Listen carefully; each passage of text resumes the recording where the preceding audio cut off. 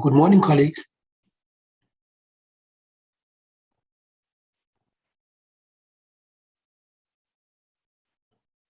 Am I audible? Yes, you are quite audible. Good All morning. right. I was actually wondering. Tell me, was the session not supposed to have started now at 20 to 12? Yes, it was supposed to start at 20 to 12, but we are still in the plenary session at the moment. I think people will start going to side sessions once that is finished. Oh, okay. Yeah, okay. No, at least it's fine. It's fine. So At let's least. give a bit of time, maybe 5-10 minutes. I'm hoping. That's not a problem. Thank you, and thank you for being on time. Okay, thanks.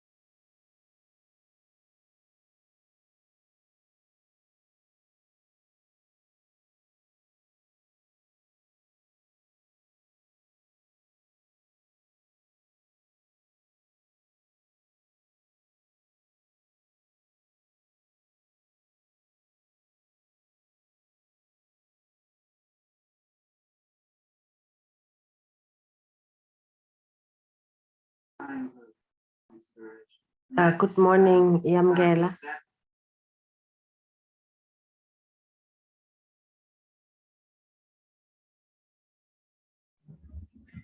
Good morning. Yeah, I think we're just about to finish the plenary. I'm sure people will be joining. Then we'll begin. Oh, I thought I was late. Okay, thank you. Okay, sure. Morning, colleagues. I promise. Yes, I will be your host today. Thank you. Thank you so much for doing that for us. No problem.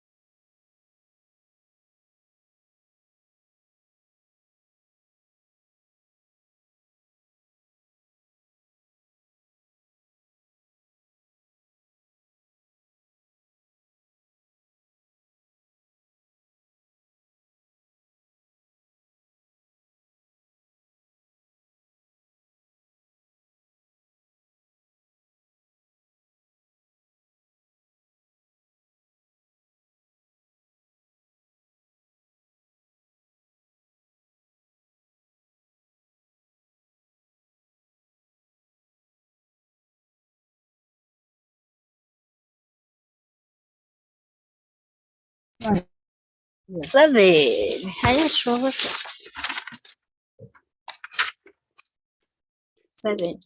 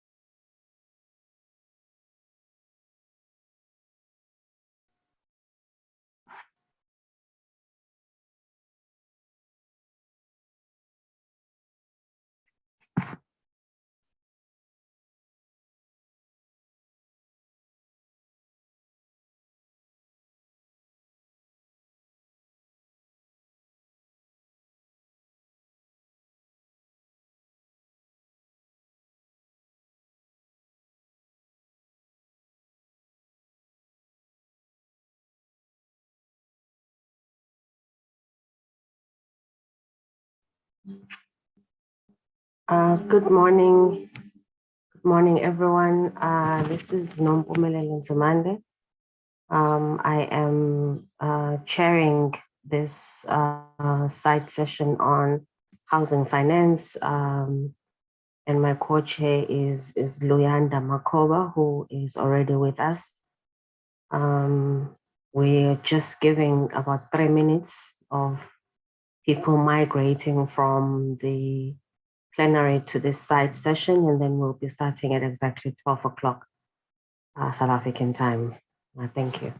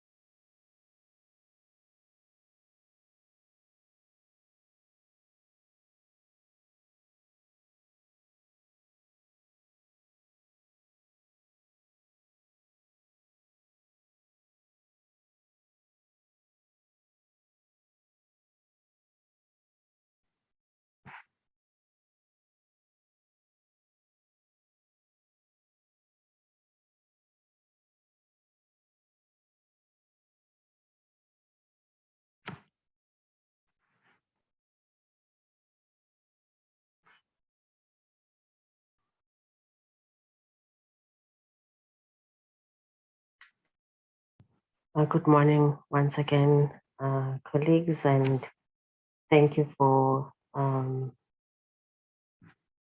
giving a bit of more time for individuals to join. We are running out of a little bit behind due to the late conclusion of the plenary.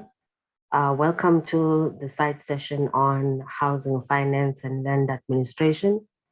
I'm Nompumelelo Nzimande. As I said before, I'm a demographer at the School of Built Environment and Development Studies at UKZN, and really I'm excited to listen to a number of very interesting presentations that speak to sort of a continuation of what has already been discussed and kind of drilling into more specific issues related to housing finance.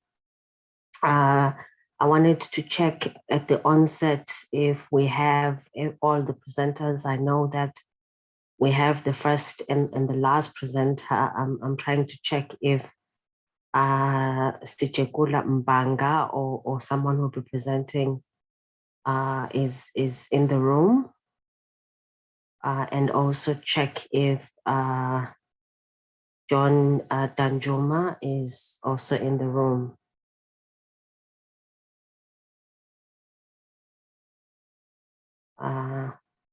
No, at the moment I haven't yet got confirmation on those, but we'll keep the presentations going whilst we try to check the status of those two presentations.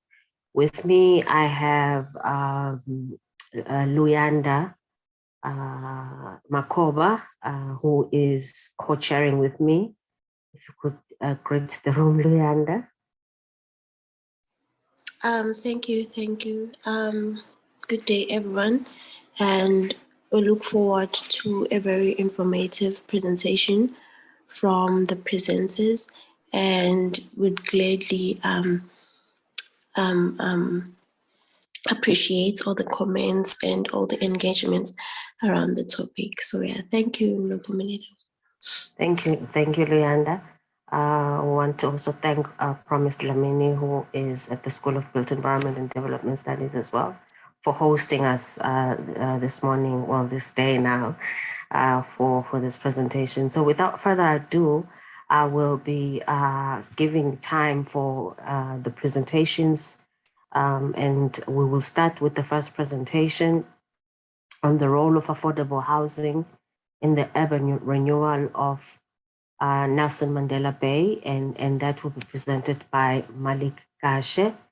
Over to you, Malik. I will be giving you about 15 to 20 minutes to present, and towards when you are left with about 5 minutes, I will give you an indication so that you are aware. Thank you so much. The floor is yours.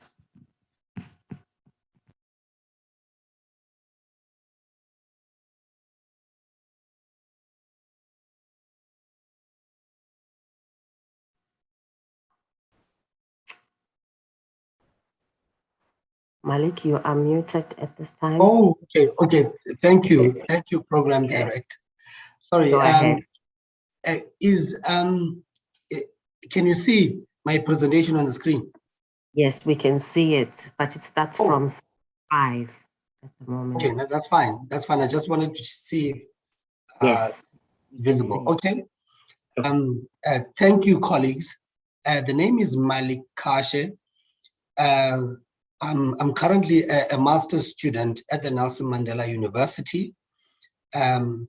This presentation is on the role of affordable housing in urban renewal of the Nelson Mandela Bay.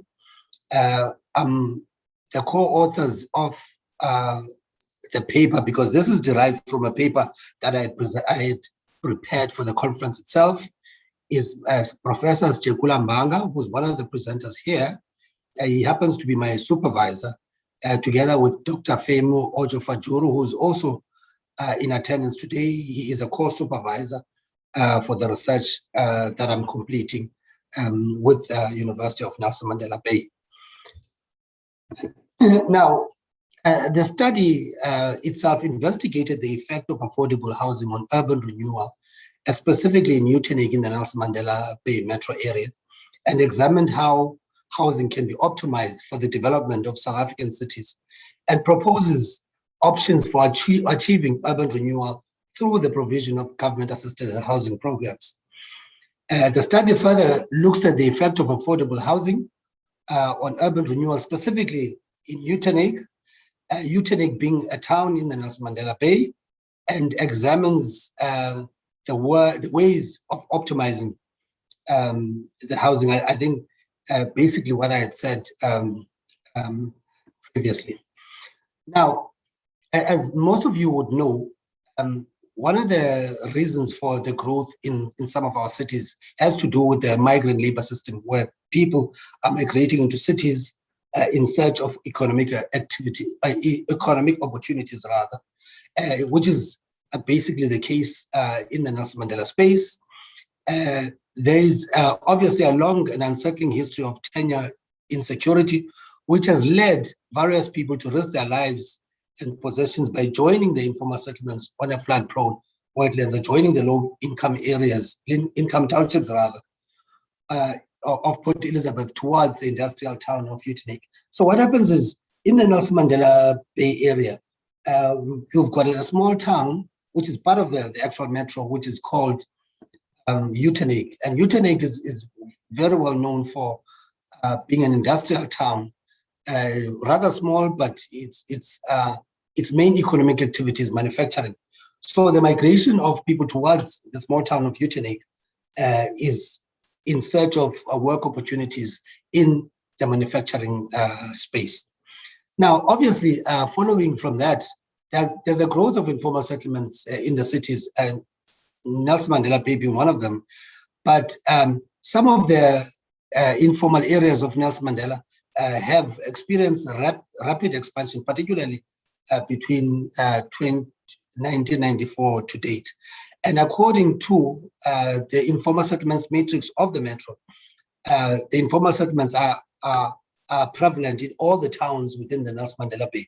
I use the word towns because metros, by their very nature, are basically a conglomeration of towns. Because after the restructuring of the local government in the year 2000, some of them were put together, or rather, the government of the time put together different municipalities to set up what is now known as metros.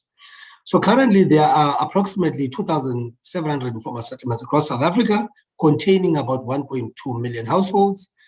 And this was back in 2012 when this investigation was conducted. But a number of informal settlements in the Nelson Mandela Bay, as previously alluded, have experienced rapid growth. And informal settlements here, as in all the places in South Africa, are disproportionately affected by ill health, violence, and many other socio-economic challenges. So the aim and objectives of the study, I think I dealt with it briefly, but the aim of this research is to investigate the extent to which affordable housing can be used as an urban renewal tool to achieve safe and aesthetic communities in Utenhage. Utenhage, as I said, being part of the Nelson Mandela, but this is to guide, it is used as a guide for attaining sustainable South African cities. Now, the objectives is to determine whether these planning arrangements, or rather the planning arrangements have been made by government departments and municipalities in the city, do address affordable housing shortages in Utenhage, but it also seeks to analyze how land use practices can be made to respond to the influx of migrants into Utenhage.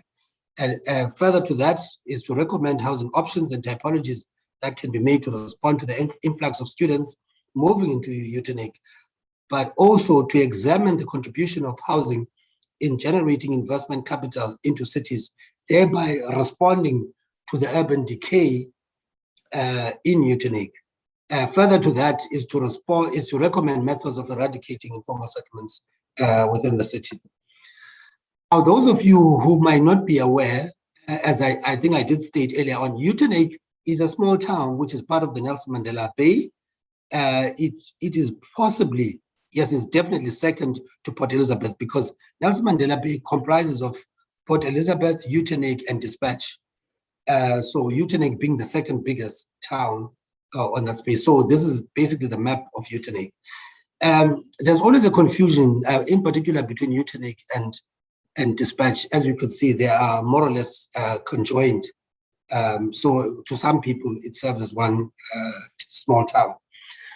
But for us to achieve the objectives of this research, we had to use mixed methods through self-administered semi-structured interviews based on purposes sampling techniques. The research adopted critical review on literature to determine gaps that are to be filled in the study. We did conduct household surveys with questionnaires, which were from selected backyard and informal settlements inhabitants to identify problems and determine feasible solutions in the study area. So interviews and focus group discussions conducted with municipal officials, government agencies, NPOs, and academic institutions.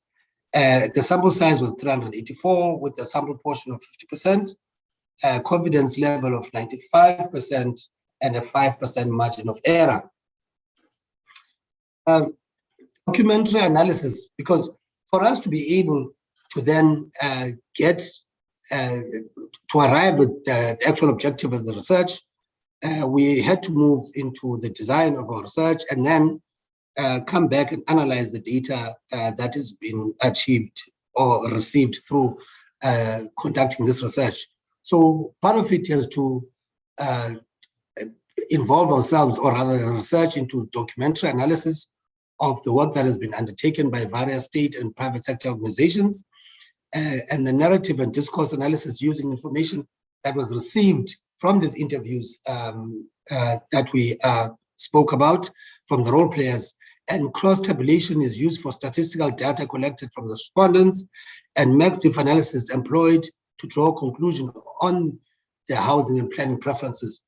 And the data is presented in narrative tabular and graphical form. The key findings. Now, key findings are things that we are able to pick up from the research. That number one, the informal settlements in the townships of Rosedale, Langa, and Khayelitsha, which are the 3 townships located in Utenhage, are growing. They're growing exponentially, actually. Now, we also were able to determine that the city approach to upgrading and eradication of informal settlements starts with formalization. So, in all the instances where we conducted site visits, we were able to see that for all in situ upgrading of informal settlements or eradication of informal settlements, there was a process of formalizing, in other words, employing the town planning processes. And the Nelson Mandela Bay Development Agency, which is the agency of the Nelson Mandela Bay Municipality, has been tasked to drive the urban renewal program within the city. As part of the program, they have identified a number of nodes. One of them have to do with the mixed housing developments, which is designed to provide 25,000 housing opportunities for the residents of both Utenhage and Dispatch. And there's also a multi-agency approach to housing delivery within the metro. In other words, because a metro by its very nature comprises of different units and different departments and works with the different agencies, one of them being the Mandela Bay Agency. And I know it's not listed here, but there's also a housing development agency, which is an agency of the Department of Human Settlements. All of them have got a multi-agency approach in order for them to combat all these housing challenges that are there.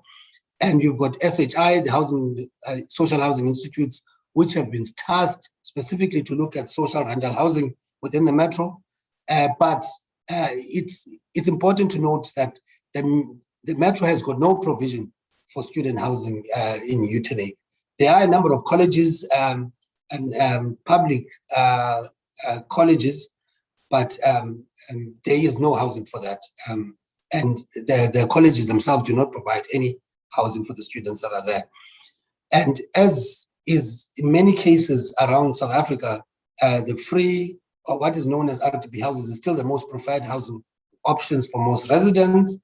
But there is still, despite that, there's still a market for affordable rental housing in Utenhage. But the most important, obviously, and the most preferred housing location would be housing that is close to social amenities. Now, the recommendations.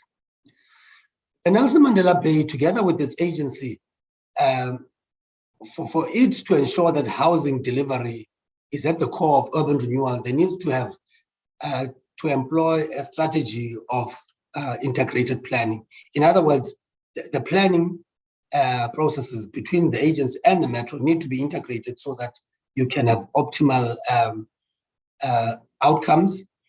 And that the metro itself should commission a clear urban design framework that locates housing at the core of the city development agenda, and the metro to embark on a clear process of the CBD upgrade in Utenhage to ensure that the town becomes attractive for investment. Because one of the things that we found when we conducted this, the site visit in Utenhage was that the urban center is deteriorating, or what's a correct word, decaying. The correct term would be decaying. And the metro then to complete a study on the housing demand and the informal settlements upgrade to gain a realistic picture of the housing need. Because at the moment, the metro just responds to what they think is a housing need in particular areas. There's no proper study that informs the response by the metro. And that the metro enters into land availability agreements with the automotive industry to provide affordable housing for the employees in the automotive industry. As I think I did not mention earlier on that Utenhage is very well known for having the assembly plant for Volkswagen, VW. All the VW vehicles in South Africa are assembled in Utenhage. And obviously to upgrade the infrastructure to respond to the challenges of a growing town. Number 7 is to encourage investment on social housing institutes for the expansion of social housing in the town, because social housing is a new avenue that the Metro is trying to utilize within UTARIC. Currently, there's no social rental housing in the town. And to expand the lower middle class bonded housing provisions by the Metro, entering into private-public partnerships with property developers. We had found that there is still an appetite for bonded housing in the Utanic area, but number 1, because this is all driven by the private sector, there needs to be government intervention to ensure that all the bonded houses become accessible to the people of the Metro, and to ensure that the city develops a drive to locate Utanic within its tourism and investment programs.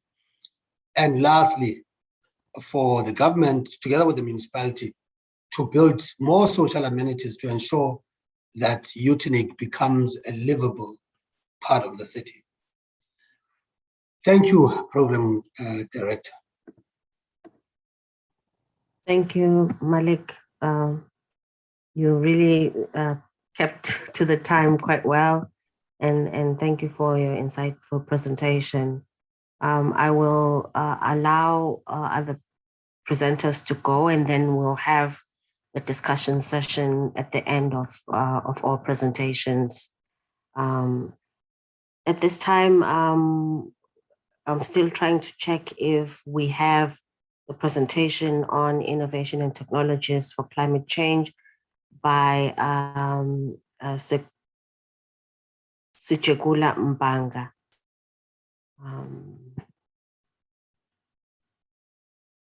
No. And the presentation on housing finance means and home ownership in MENA by John Danjuma.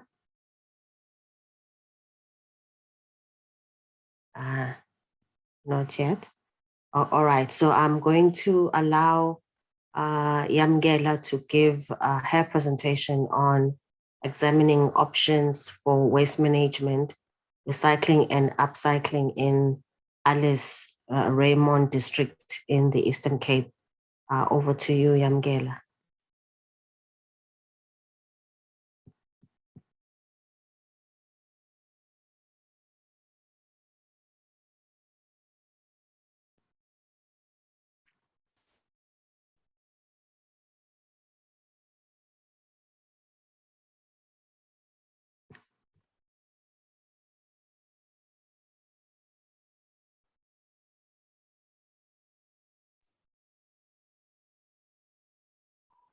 Good day.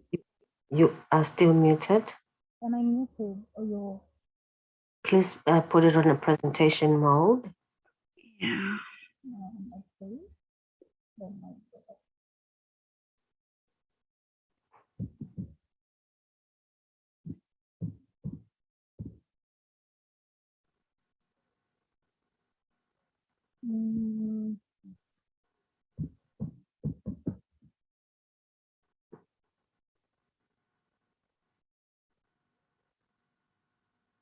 Am I audible? If you could raise your voice a little bit. Okay, I'm sorry. Am I now audible? Yes, we can hear you now. Please go ahead. I'm just having a lot of technical issues with load shedding. Oh, okay. So I cannot project even a video. So I don't know if you by any chance have the slide so that you can project it for me. Not from my side. Promise, do you have the slides? Okay, let me just try. Please wait. So please stop sharing then, Yamgela.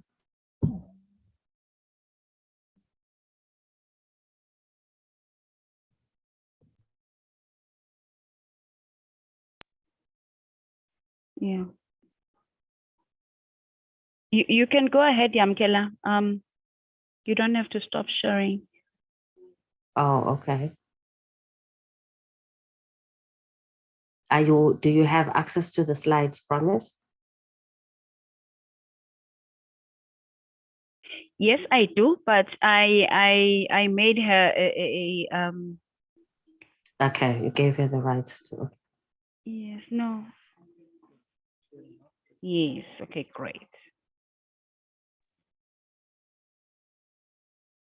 So can I continue? Yes, I think you can continue. Yeah. All right. So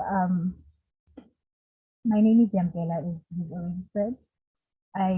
My theme is examining options for waste management, recycling and upcycling in Alice, Raymond district in the Eastern Cape.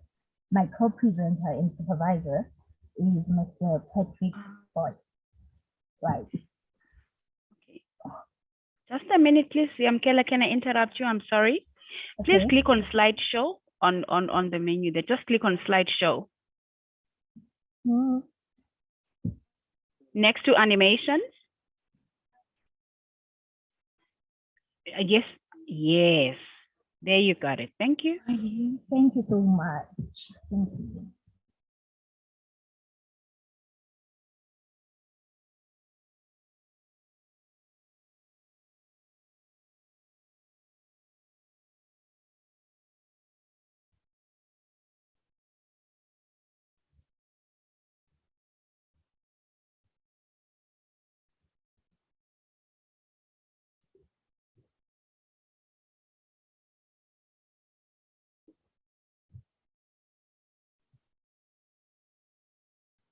Okay. Great. So, all right. So the current global situation regarding the management of solid waste across national boundaries points to a colossal failure of national, provincial, and local governments in terms of both policy and implementation practices in this field. Now, the United Nations has also provided strong leadership internationally by embedding targets regarding waste management and sustainable development goals. And in Africa, in South Africa, we have also seen a significant progress towards effective and efficient waste management through the development of standards and laws, as well as alignment of its national plans with the SDG. Now, in the developing world, particularly in Africa, increasing waste generation due to different factors is outgrowing the collection of waste, and waste disposal has become a threat in many African countries because they lack infrastructure, they lack resources and capital, and the minimal quality enforcement by local officials. Sorry, you're not very audible. I don't know whether it's me. I can't hear you properly at all. Am I audible to others? I've had to put my speaker quite loud, but if you put it because No, it is. we can hardly hear you, please. Can you speak louder? Yes, everyone is struggling. I think it's not for, okay. So as I was saying that, is it better now?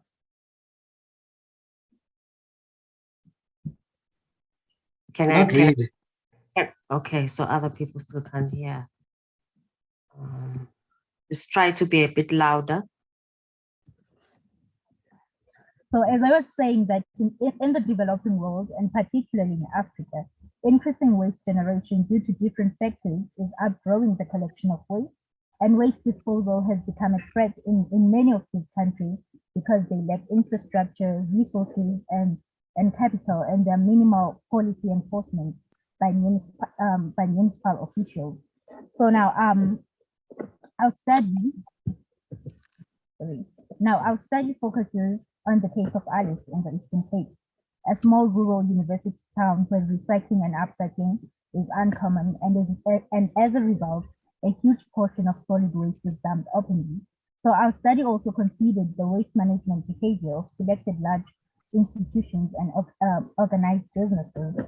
Our aim was to assess how these larger institutions and local entrepreneurs that operate in Alice Town dispose their waste, and to determine how recycling and upcycling can contribute to Alice's social and economic and environmental sustainability. So the study also sought to investigate the type of waste generated by these various organizations, the methods used by these organizations to dispose of its waste, and how these methods actually impact people's health and the environment. A further objective was also to assess the role played by the local municipality and the extent to which it promoted recycling and upcycling, as well as other ways to landfill mitigation measures. Right. So our findings now show that educational and awareness programs provided do not cater for local businesses and institutions. And most businesses and institutions and residents at large have become dependent on municipal services.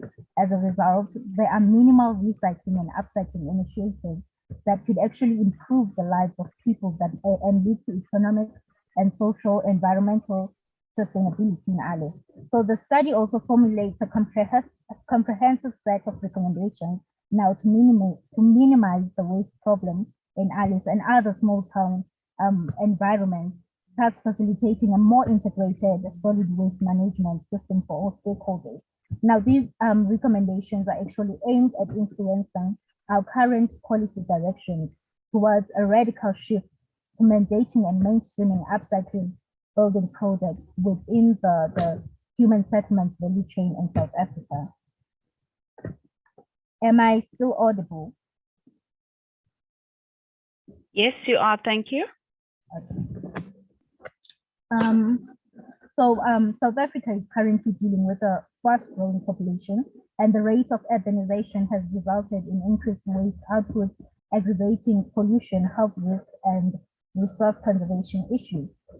And our municipalities are unable to provide sufficient and effective waste management services due to financial constraints and other barriers that I've already mentioned before, resulting in waste being dumped and burned in the open. Now, this improper management of waste has had direct and indirect consequences to humans and the environment. And such issues, we believe that they can be handled by adding value to waste through recycling and upcycling processes and adapting locally designed solutions as it has been done in other countries, right? So studies also show that by 2050, for example, our annual waste generation is expected to rise by 70%. And authors say that if we do not now abandon our unsustainable linear behavior, we will need approximately 3 eggs to produce enough resources to sustain the existing lifestyles. Also, microplastics, they pose a threat to our health and to the environment because they can be found in all 3 of our environmental compartments.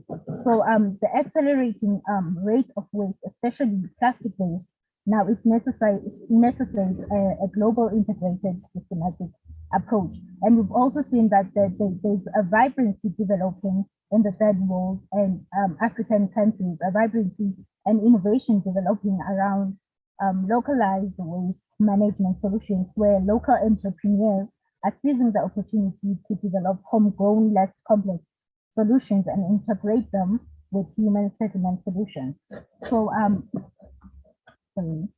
So the South African State of Waste report shows that 40% households in the Eastern Cape have their waste collected by local municipalities or a private company, while only 53% of households dispose their waste at their own communal dump.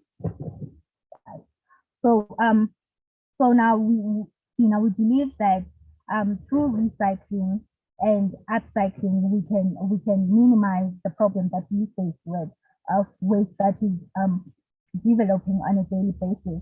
For example, there's a factory in Kenya which repurposes plastic into sustainable eco-friendly bricks that are stronger, lighter, and inexpensive.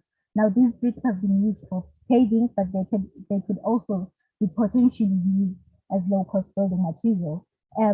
This factory has not only reduced the quality of waste sent to landfills, but it has also contributed to the circular economy and created jobs for people. Now, in the issue of Raymond, for example, it has a single landfill with no waste recycling treatment. So the study also observed that waste from the town and its outstates is thrown and frequently banned and dumped in an unregulated manner. It also lacks the capacity, as it is evidenced by the scarcity of resources, and of concern is the aging fleet that is used to transport waste. Also, according to the 2021 IDP, Raymond does not have a waste management plan that has been approved by the Council as required by Section 11 of the National Environmental Waste Act number 59 of 2008. So our study sought to craft policy recommendations aimed at modeling upcycling and as mitigating as it aimed to craft policy recommendations aimed at modeling upcycling as a mandated and mainstream solution to mitigating the current unsustainable practices of waste to landfill for implementation. So, okay, moving on.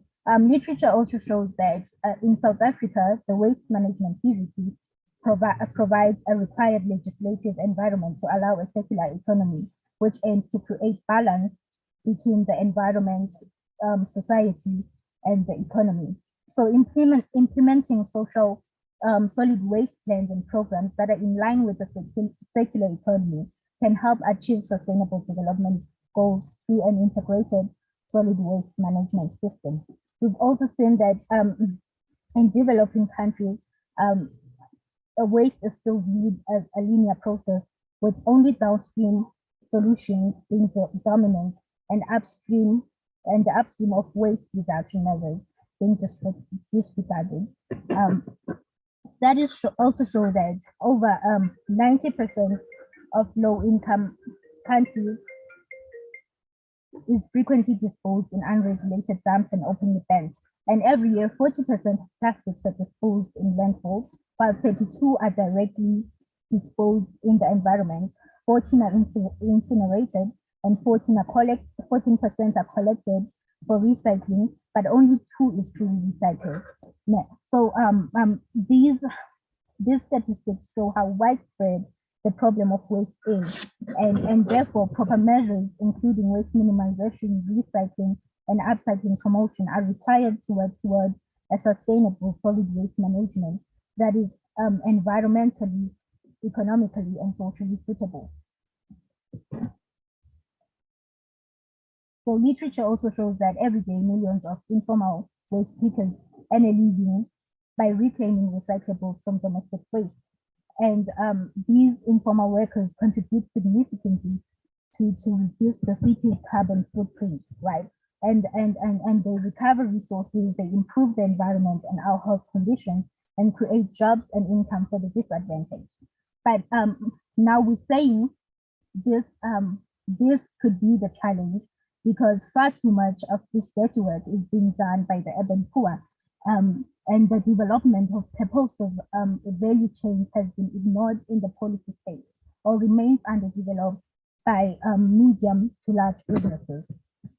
So our research approach, the study employed a mixed method approach, making use of structured questionnaires and fieldwork data comprising of pictures of the solid waste disposal site was gathered. A small sample of the key businesses was selected using purposive sampling, and data was interpreted in percentages and presented in graphs. Okay, moving on to our limitations. Now, the shortcomings of the study was that this study was for the completion of my bachelor of social sciences and human settlement degree. Now, our time frame was very limited, and our overall duration of the study was only 9 months, with 4 weeks dedicated to data collection. Our sample size was relatively small, and because our study was completed during the pandemic, we could not now consult key informants, right? So over the years, there has been a plethora of progressive waste management laws and policies which proactively seek to clarify and regulate waste implementation and practice in South Africa. Now, so with reference to this timeline of legislation, we see that the period of 1998 to 2001 witnessed the publication of a string of national legislation and policy which align South Africa's national waste economy to international best practices.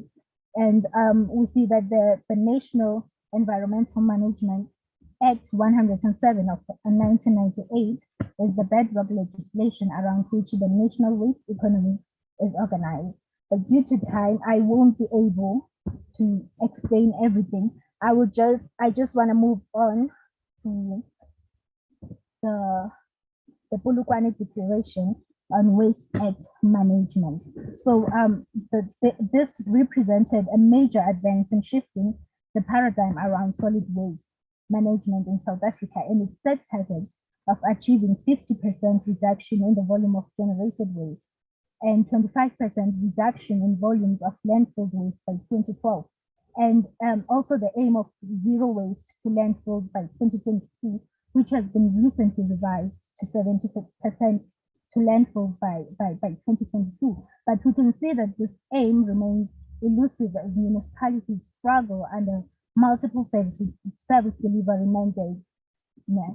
So also evidence from Alice in the Eastern Cape indicates that the weak waste management implementation practices, they remain a norm. And despite the laudable goals, little evidence for large-scale recycling has been evident in different municipalities in South Africa, whether they're large metros, smaller rural towns, or their villages.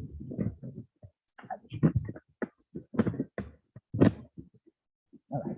So moving on to the discussion and findings. So the research study on Alice confirms the research in the literature that waste management is a severe challenge in small towns, particularly in Raymond and Mhlaba. So figure 2 shows the type of waste generated by businesses and institutions that operate in Alice. And we see that paper and packaging, they amount to 36%, followed by food waste, and followed by 20 plastic waste, which amounts to 28%, and 4% glass, and 4% of other waste is added. We also have figure 2, which shows the methods of disposal, collection services, and education programs. So according to Raymond, educational programs and awareness on recycling and upcycling are offered by the municipality, but 77.8% of our respondents have no access to educational programs. Only the 22.2% that has access to these programs, they are offered by private organizations. Then 55% of the respondents strongly rely on the municipality to provide them with the waste collection services, while 88.9% of our respondents dispose of waste at the landfill, and none of the businesses are recycling or upcycling their waste. Even those that use private collection services, their waste is still disposed of in the local landfill site, and only 11% of it is recycled. So figure 4 shows the awareness of consumers about the waste management challenge in Alice, and they agree that indeed the problems that exist in Alice are as a result of the high levels of solid waste generated by humans. Right. So as we conducted observations on the site, according to our observations, we can say that the landfill site is not properly managed. Looking at figure 5, we see smoke burning, which means that it is an open dump site where waste from Alice and surrounding areas is dumped and burnt. Figure 6 also shows that we can also see traces of medical waste, but according to Raymond, this site is only for general waste. Figure 7 also shows illegal dump sites that have been created by local residents just before you reach the site itself.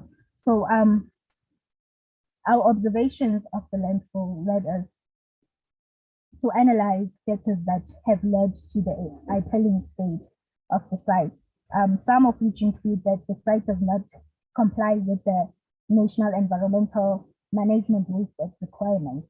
Residents lack attitude towards the environment. they lack local recycling and upcycling entrepreneurs and cooperatives and others. They lack law enforcement at the site. There is no surveillance and monitoring at the site, which is the reason for traces of hazardous waste found at the site. There are insufficient control mechanisms at the site, and the shortage and aging fleets for refuse transportation and lack of waste management programs, as well as minimal recycling and upcycling initiatives, forces residents and businesses to illegally dump waste because it is often not collected. Okay, so the 10 recommendations arising from this research. So since we are limited in time, I will just name them and not define them. I'll only provide a summary at the end of the presentation. So the first recommendation to achieve better waste management in Alice include forming waste management cooperatives, implementation of laws and policies. There needs to be citizen mobilization and participation. The calls for visible leadership around waste. We need citywide systems for strategic deployment of recycling containers. We need to establish solid waste buyback and recycling centers and electronic recycling systems and drop-off points. We also need medical waste incineration, which is of course safe. And we need to have digital innovative platforms and an integration approach. Right. So our current waste management techniques that have been used in solid waste management in South Africa have continued to prove unsustainable. So one potential set of waste solutions is to channel now this waste to human settlements and the construction industry. So these projects now include what we see on the screen, on the pictures. We see that they include the composite material in concrete mixes with plastic bricks, plastic composite decking, mat, recycling furniture, repurposing tires, what else? The building frames, roof tiles, and floor tiles, right? So these nested recycling solutions would practically implement models for a closed-loop circular economy principle, and they would also simultaneously solve interlinked challenges such as advancing innovation in human settlement design and implementation. They reduce the amount of plastic waste sent to landfill or incineration. They avoid environmental degradation by uncontrolled disposal, and they would reduce the cost of building materials made from plastic-based composite materials. Okay, so this all, I just provide a summary of this. Now this is a picture of houses that have been built using ecological bricks in Colombia. So our conceptual framework, right?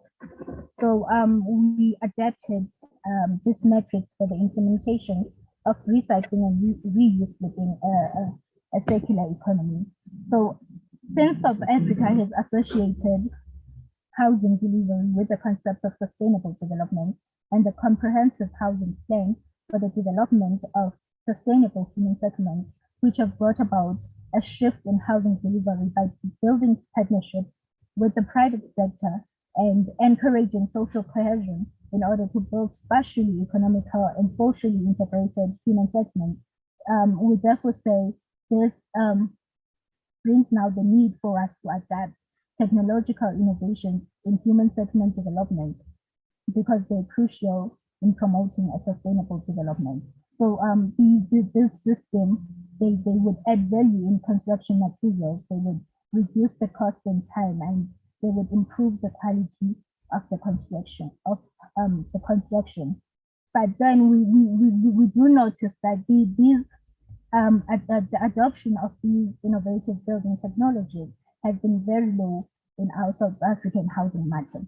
Now, in conclusion, I'd like to conclude by saying that so in order for us to develop these sustainable human settlements and contribute toward achieving our sustainable development goals, we need to establish a system of stimulating processes in which items are built with an end of life embedded in them, in which our manufacturers provide a disposal pathway at the stores and municipality level by supplying recycling receptacles. Secondly, the government policy should also incentivize businesses to adopt an end-of-life strategy by establishing common collection and drop-off points, recycling and buyback facilities, and promote public awareness to protect human health and the environment. And lastly, our municipalities need to monitor and supervise plastic waste management activities in public spaces and institutions.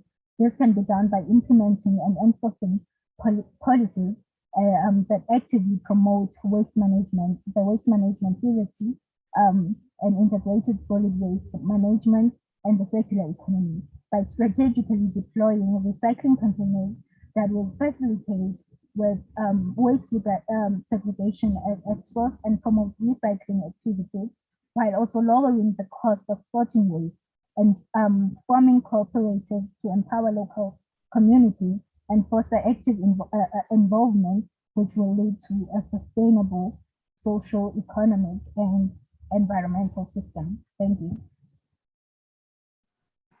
Thank you, Yamgela. I actually allowed you to, I didn't limit you with time because we only have 2 papers that were presented at this session. I wanted, before I open the floor for questions, I wanted to check if the presentation 4 and 5 are still, the presenters are still not in the room. This is Mbanga for presentation 4, and then Danjuma for presentation, for the 3rd presentation rather. No, okay, so I think we have listened to 2 quite insightful presentations, and thank you to both yourself and Malik for giving us this interesting information that speaks to housing issues and also on waste management issues in our spaces, the areas that you actually focused on your studies. I'm opening for questions and comments, and since we do have a bit of time, anyone who wants to ask a question can raise their hand and unmute themselves, and so that we can have more interesting questions and discussion session. The floor is open for questions to the 2 presenters.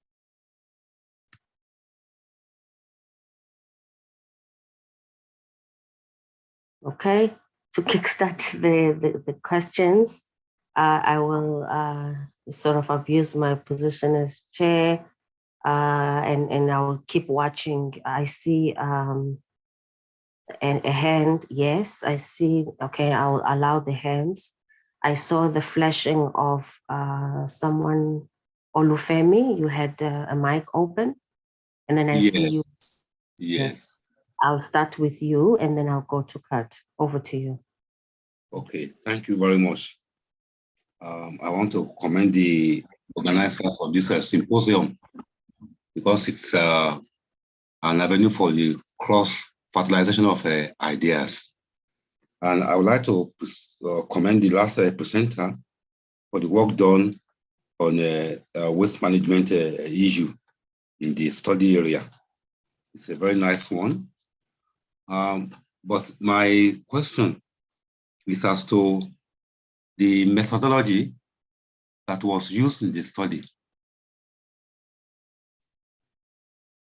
So concerning the sampling technique and the respondents that were choosing, the survey tools that were used, the questionnaires or interview guide or key informant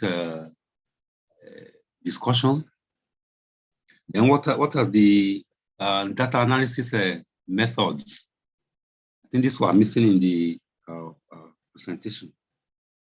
And she has also identified that there is more of a linear approach in the waste disposal management method than the circular or the closed loop economy.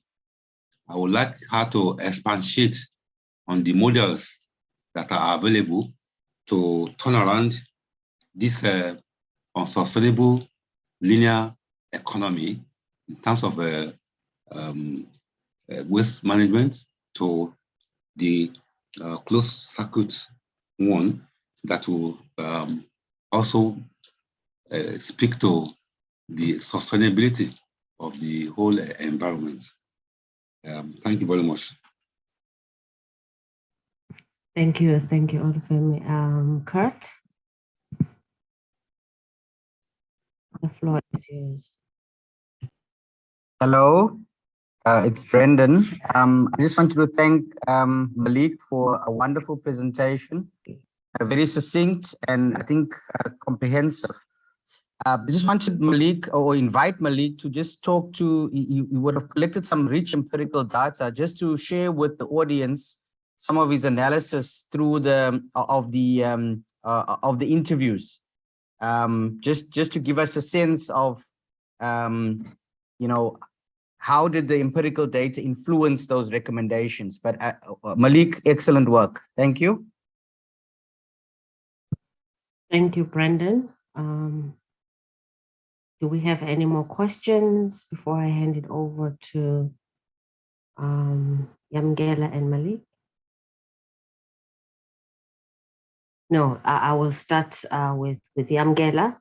If you could respond to the research kind of methodology questions asked, and also on the models, ask the questions on the models as well from Olufemi. Over to you, Yamgela.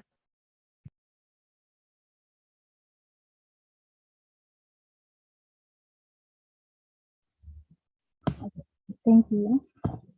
I think the question was asked on the type of research approach that we use. So I saw that we use a mixed method approach, you know, where we made use of qualitative and quantitative methods. What else? So our sample size, I think that was also asked. We use thematic analysis to actually do our, I'm sorry, I'm just nervous. A thematic analysis is used. Going to our sample size, we use purposive sampling. We identified businesses that operate in Alice. This includes the fuel stations that are there, the franchise businesses that are there. We also looked at the institutions, so the institutions that are operating Alice, which is the University of Cape and Landfill College. I'm not sure if I've answered all the questions.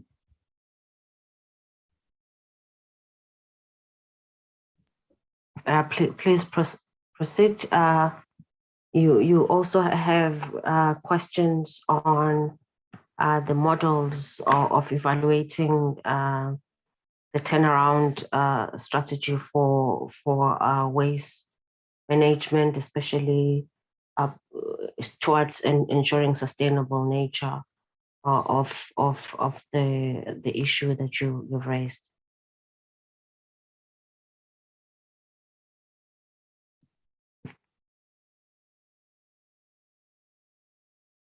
Yamgela, are you still there? Yes, I'm here. So the models that we use, okay. So as I've said, we believe that if we can integrate plastic waste into human settlement or into built environment materials, then we can be able to actually solve the problem of waste. I've also mentioned, as I was concluding, that some of the things that we can do is to establish a system of stimulating processes. I'm not sure if I'm on the right track in answering this question, but I did mention that a system of stimulating processes which items above with an end of life cycle embedded in them needs to be established. I did mention that businesses need to be incentivized to adapt an end of life strategy, and that we need to actively promote waste management maturity, the integrated solid waste management, so that we can have a sustainable system. Thank you, Yamgela. We will still have a bit of time for follow-up questions, should there be any. Thank you for your responses. I'm going to give the floor to Malik to respond to Brandon's overall question on a request for more, kind of sharing of the results of the research that you conducted. Over to you, Malik.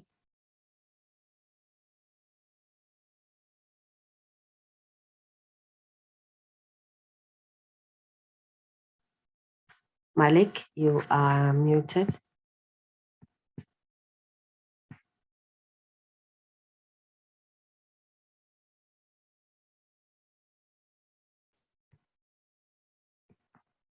Malik, you're still muted.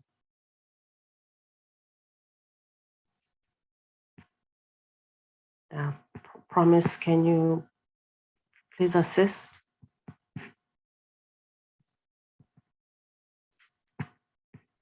Will do. Thank you.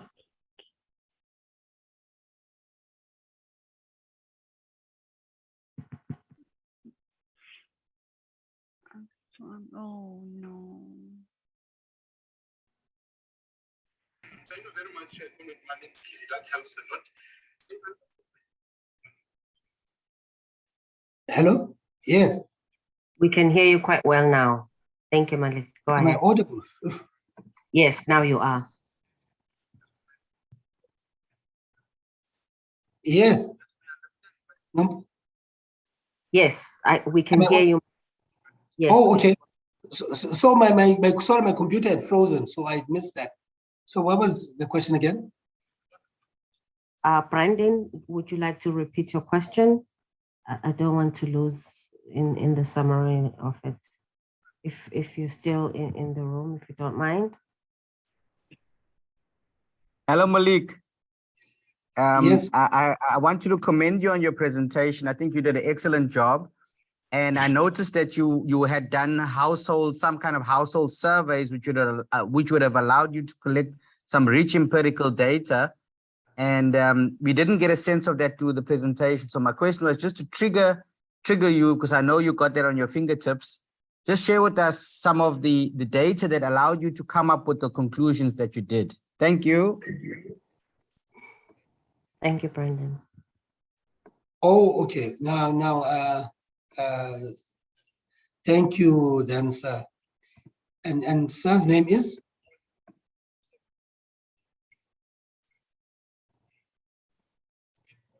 Malik? Okay, I was trying to get the gentleman's name who had just asked a question. It's Brandon. Brandon, okay. No, thank you, Brandon. Yes, we collected a lot of data,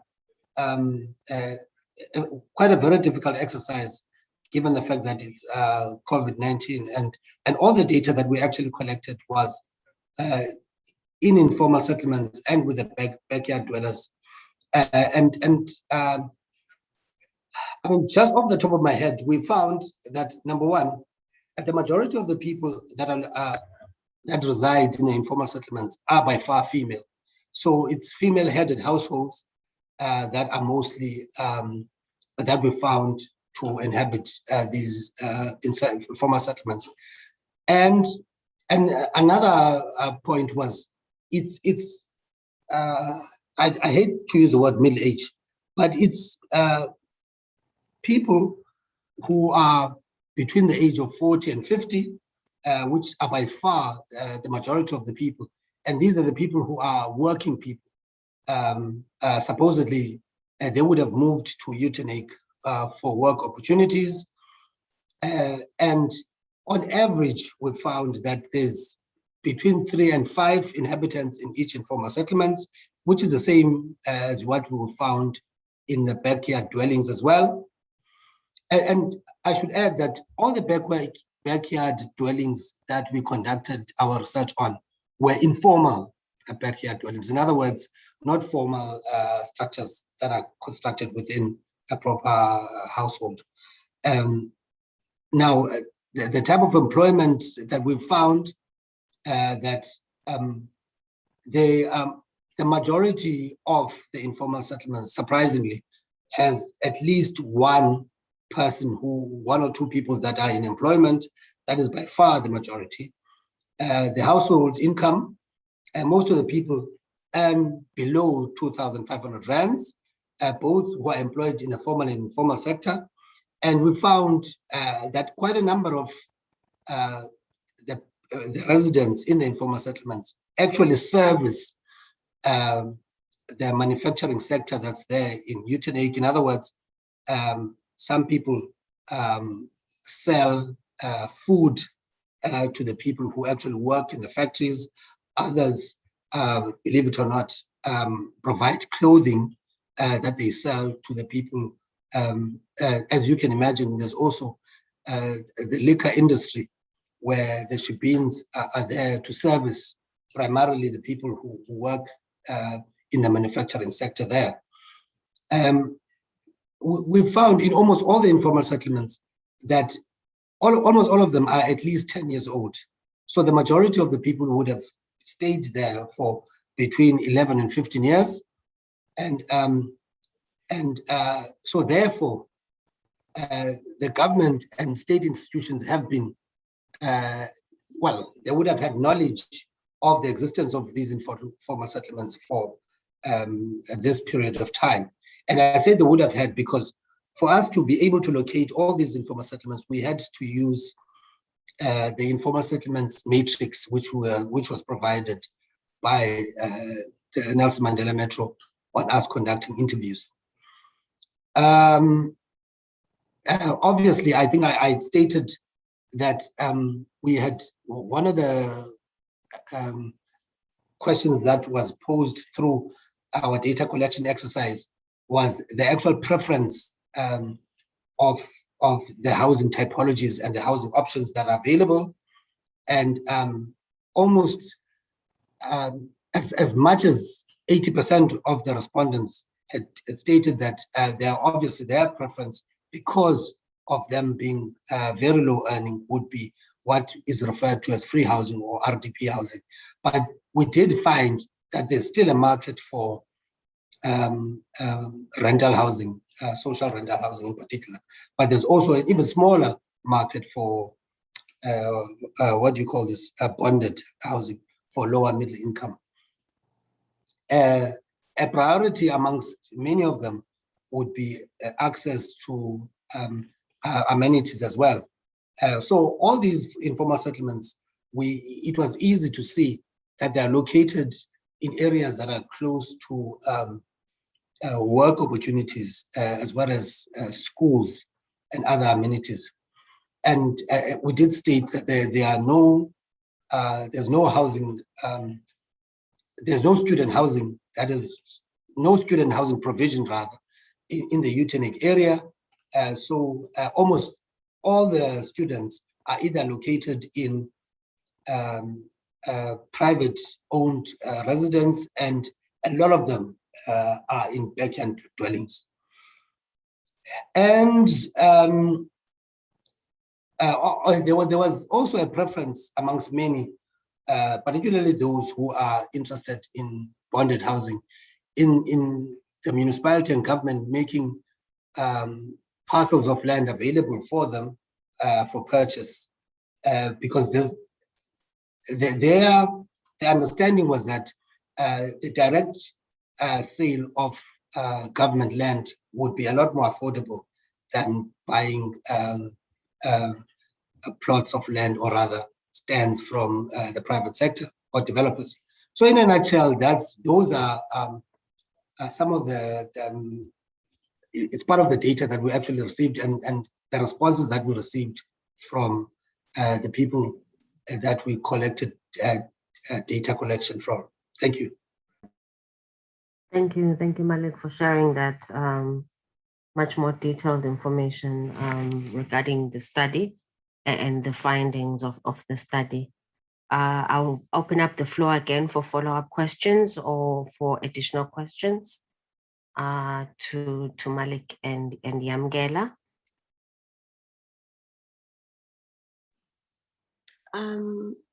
Greetings again. Yes, thank you.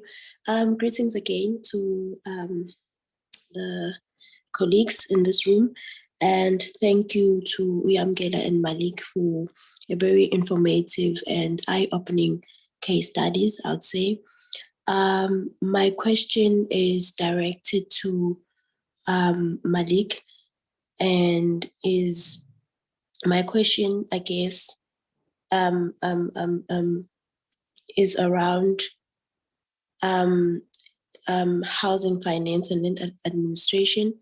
So I want to find out, how does land administration and housing finance affect the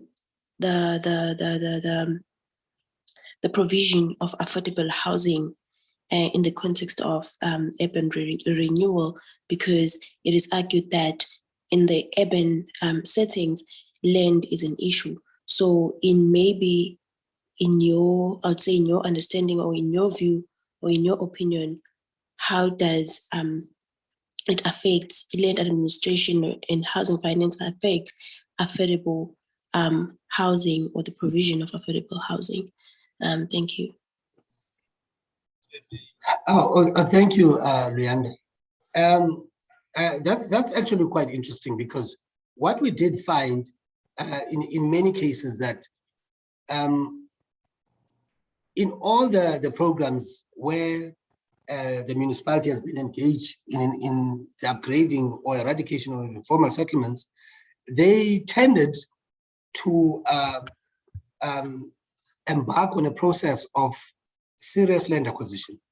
Because as you can imagine, all the land that is located within the urban spaces and close to social amenities is either land that is owned by the private sector, or if it's owned by government or the public service, it's earmarked for certain development programs. So what the government has done is embark on a drive, particularly in the metro, for land identification and acquisition.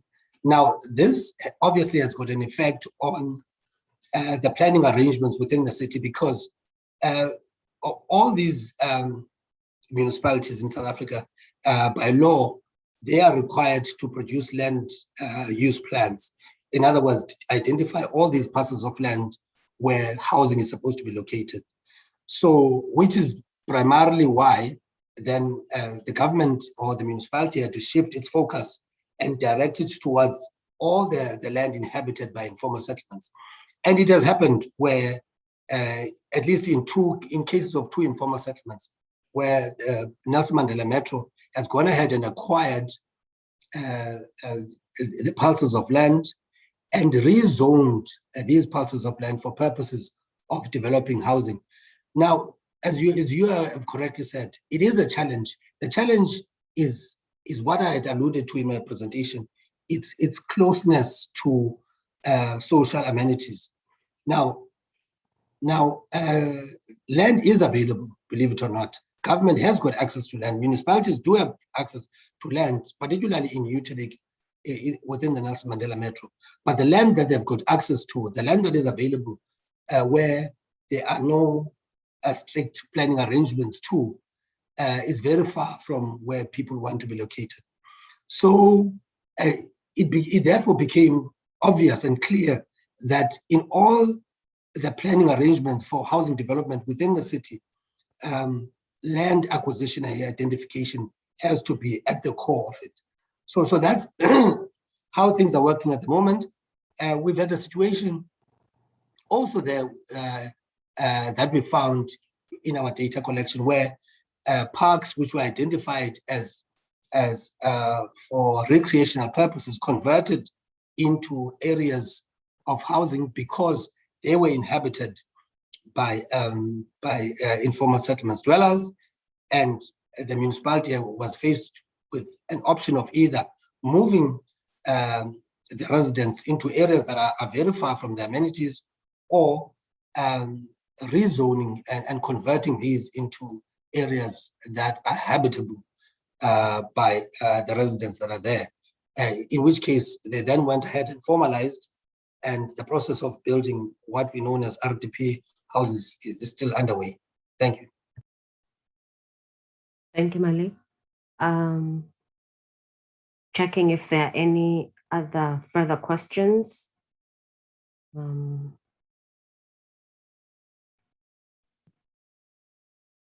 Oh, excuse me. Yes, Olufemi, you can go ahead. Yeah, thank you very much. I can't find the way to raise hand. That's why I have to just call your attention to my request. It's quite okay. Go ahead. Thank you very much.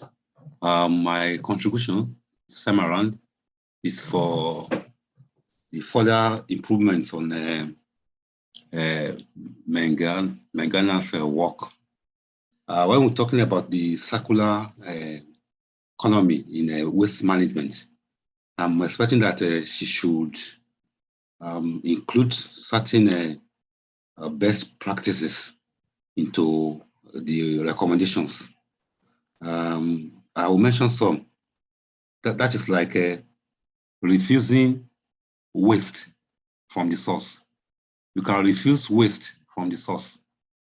For example, if you want to buy some articles and they want to give you plastic bag, you can bring out your own fabric bag, which you can use over and over and over again, and refuse to take the plastic bag, which can be a refuse to be disposed later when you get home. Then another one is waste should be sorted from source. The way mixed waste are taken to the landfill is not sustainable. They should devise ways of sorting those waste from the source, so that from there they can get the ones that can be reused, the ones that can be recycled, and the ones that can be composted, and those that can finally be taken to the landfill, and which will reduce the amount of waste that are going to the landfill, which is a waste of resources. Then I think she mentioned educating or sensitizing the people. Yes, that is very fine. But I think individuals should also be trained on how to adopt green processes of disposing their waste, particularly businesses, companies that are disposing waste into the environment, or the effluence of their production pollute the environment. There should be a way for them to use those effluents and use it in form of a way to generate maybe energy, or to improve on their production. So the corporate bodies should be targets so that they can make green the process of their waste management. Then last but not the least is incentive can be given to people and even those corporate bodies for the best practices that they engage in the waste management. And this way to encourage more. We should also try and include this thing in the curriculum in the institutions, such that students will be able to learn how to green the environment through best practices in sustainable waste management. Thank you. Thank you very much. I'm sure, Ayamgela, you took those points and the recommendations made, and just to further your study and to improve your study. So thank you so much for that very insightful kind of advice on how the study can be improved and areas that can be tapped in as well. Just checking one last time if there are any further questions or comments to Yamgela and Malik.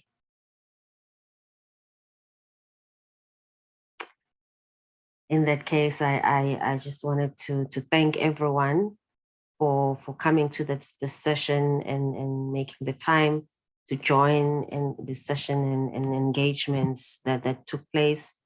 Most importantly, our gratitude to Yamgela and Malik for good presentations and sharing your research with everyone and given the comments and the discussions that we had. You actually got some good feedback on your work, and we really appreciate the organizers of the symposium to create an environment for such engagements to take place. And I also thank Luyanda as the co-chair, who will be doing further work after this, and also promise for making sure that we stay connected through different modes where we are. So thank you very much, and the session is closed. Have a good afternoon.